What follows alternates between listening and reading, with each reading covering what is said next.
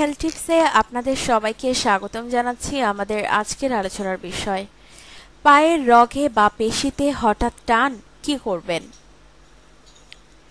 ঘুমিয়ে আছেন, হঠাৎ পায়ের মাংসপেশির টানের ব্যথায় কোঁকিয়ে উঠলেন আপনি। এমন অবস্থায় পা সোজা বা ভাঁজ করা সম্ভব না।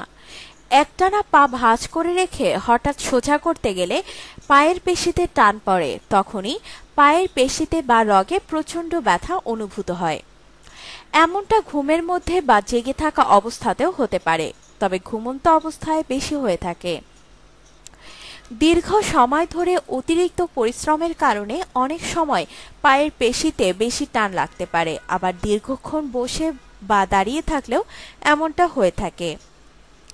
আরও নানান কারণে হতে পারে, যেমন পানি শূন্যতা, মাংসপেশি বা স্নায়ুতে আঘাত, রক্তে পটাশিয়াম, ক্যালসিয়াম ও ম্যাগনেসিয়ামের অভাব, কিছু ঔষধের পার্শ্ব প্রতিক্রিয়া যেমন হাইপারটেনশন ও কোলেস্টেরল, কয়েকটি বিশেষ ভিটামিনের অভাবে যেমন ভিটামিন বি, ভিটামিন বি1, বি5, বি6, কিছু বদঅভ্যাসের কারণে যেমন ধূমপান, মদ্যপান।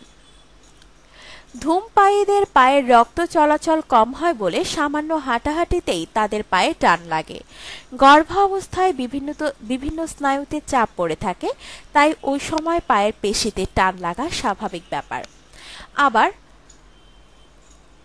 হাইপোথোরাইডিজম, কিডনি ফেইলিওর, মেনস্ট্রুয়েশন, গর্ভসঞ্চার ইত্যাদি কারণেও পেশিতে টান লাগতে পারে। পেশিতে টান পড়লে, যে পায়ের পেশিতে টান পড়ল, দ্রুত সেই পায়ের পেশিকে শিথিলায়ন বা রিল্যাক্স করতে হবে।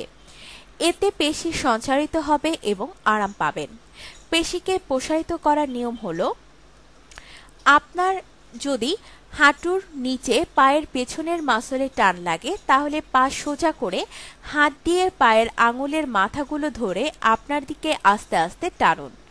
আর যদি সামনের দিকে হয়, তাহলে পা ভাঁজ করে পায়ের আঙুলের মাথাগুলো পেছনের দিকে টানুন। অনেক সময় উরুর পেছনেও এমনটা হয়।